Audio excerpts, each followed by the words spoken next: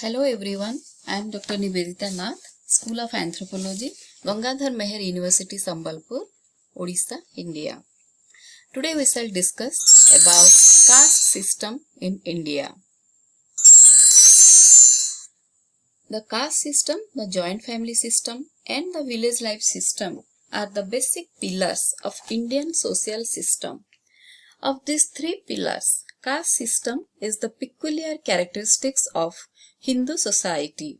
It is one of the forms of social stratification. It is unique and inseparable aspect of Indian society. The word caste has been derived from the Portuguese word casta, meaning breed, race or kind. The Sanskrit term for caste is varna. Caste is also popularly known as jati in India. Caste has been defined by different anthropologists and sociologists differently. Andre Vetle has defined caste as a small group of people characterized by endogamy, hereditary membership, and a specific style of life and is associated with more or less distinct ritual status in hierarchical system. According to Madan and Majumdar, caste is a closed and rigid social class. According to Cooley, when class is somewhat strictly hereditary, we may call it caste. Caste system is believed to have divine origin. It owes its origin to the Varna system. There are 4 Varnas as per Varna system. They are Brahmins, Kshatriyas, Vaishyas and Shudras. Of course, the 4 major divisions of caste systems are also Brahmins, Kshatriyas, Vaishyas and Shudras.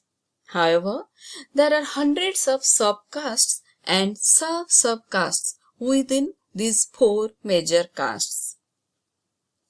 Caste system is a very complex system of Indian society.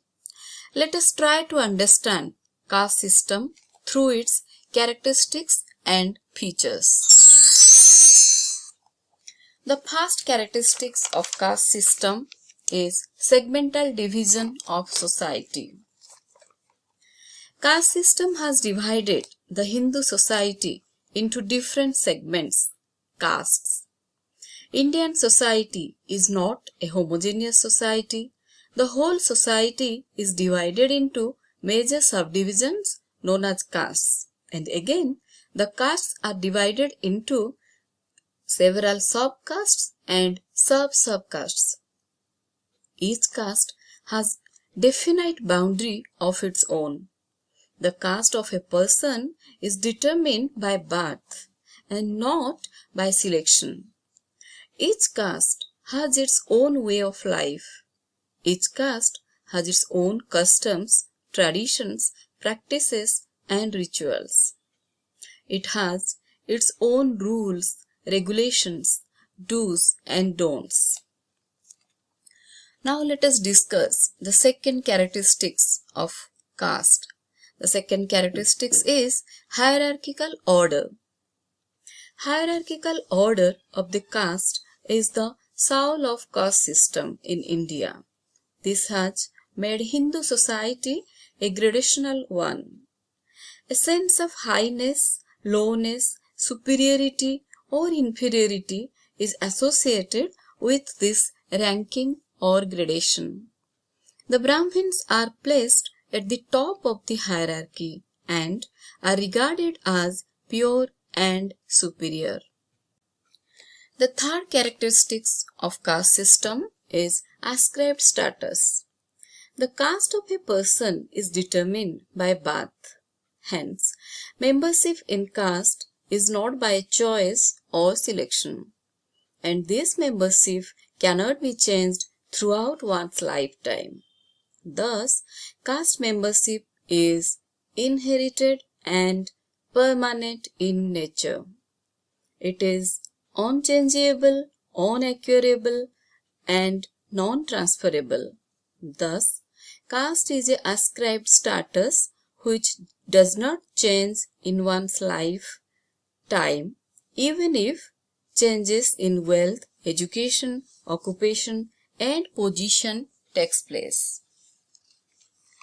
Let us now discuss the fourth characteristics of caste system, that is hereditary occupation or occupational restriction or occupational division.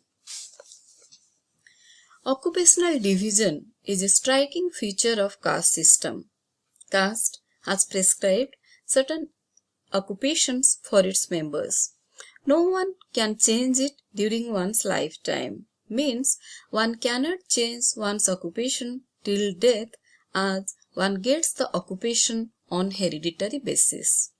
Again, there is a gradation among occupations. Some occupations are considered as superior and sacred, while others are considered as inferior.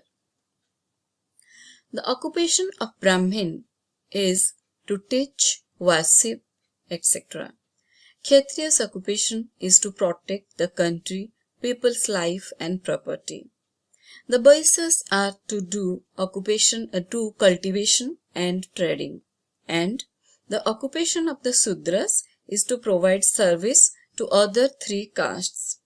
It is the ritual purity and impurity of the caste occupation which decides one's status in the caste. Let us discuss another feature of caste, that is caste endogamy. Caste is endogamous unit. Endogamy means within, gamous means marriage. Caste as an endogamous unit, each member has to marry within one's own caste. In fact, not merely caste is endogamous, subcaste and sub-subcaste are also endogamous. Thus, caste also imposes restriction on marriages. Intercaste marriages were strictly prohibited. Violation in the rule of caste endogamy was strictly dealt with in earlier times.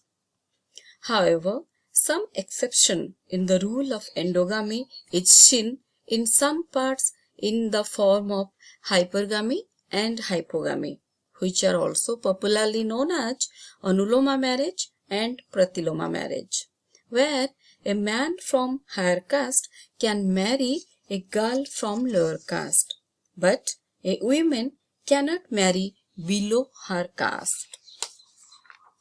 Now let us discuss the concept of purity and pollution. There exists a concept of purity and pollution in the caste system. Since the Brahmins occupy the topmost position in the caste hierarchy, there exists a sense of superiority over other castes, which is again associated with their occupation. The Sudras were considered as impure and hence inferior. This impurity is co-joined with pollution and untouchability and a sense of inferiority.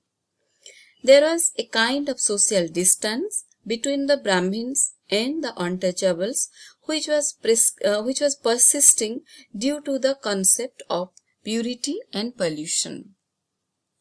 Let us discuss on the next characteristics of caste, that is restriction on food and food habits. Caste system also imposes certain restrictions on food habits and social intercourse on its members. There are number of taboos such as cooking taboo, vessel taboo, food taboo, commensal taboo, and drinking taboo.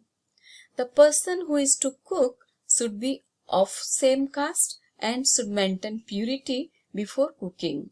The earthenware were not used by the higher caste for cooking, as those were considered impure. The Brahmins were generally vegetarians and other castes were non-vegetarians. The Brahmins never intertwined with persons of other castes during ceremonies. Some traditional Brahmins even do not eat certain vegetables like onion, garlic. Further, all the foods were divided into two types, kacha food and pakka food. The food cooked using water is known as kacha food, and the food cooked using ghee or oil was known as pakka food. The Brahmins can take pakka food from other castes, but they cannot take kacha food from other castes. An individual can smoke only with members of his own caste. So, the concept of pollution also governs the wave of social intercourse and relation. The touch of a low caste would pollute a high caste people. Even the shadow is considered as impure enough to pollute a high caste. Besides these features, we can also discuss another feature of caste system, that is social and religious disabilities. As a result of the concept of purity and pollution, the lower caste suffered from various civil and religious disabilities. The lower castes were made to live on the outskirts of the villages. In South India, certain parts of villages were not accessible by the lower castes. In certain areas, they are not allowed to enter in daytime, as the long shadows impures the upper castes. The lower castes are not allowed to use public well, public pond, schools and temples. In South India, restrictions were there on the mode of construction of houses by the lower caste people and their dress and ornaments. The toddy tappers of Malabar are not allowed to carry umbrella, wear shoes and gold ornaments. Let us now discuss the last characteristics of caste system, that is caste panchayat. Caste is a social unit in itself. Every caste had its own caste panchayat or caste council. It consisted of elderly people in the caste. It used to perform a number of functions such as settling disputes, maintaining discipline, controlling the behavior of the members of the caste, etc. Now let us discuss the conclusion. Caste system is a peculiar system of social stratification found in Hindu society in India. At present, it is undergoing numerous changes due to the impact of urbanization, modern education, increase in transport and communication, and a number of other factors. However, the economic significance of the caste system in India has been declining due to several factors. Even today, it plays a predominant role in other aspects of life in rural societies in India. Thank you.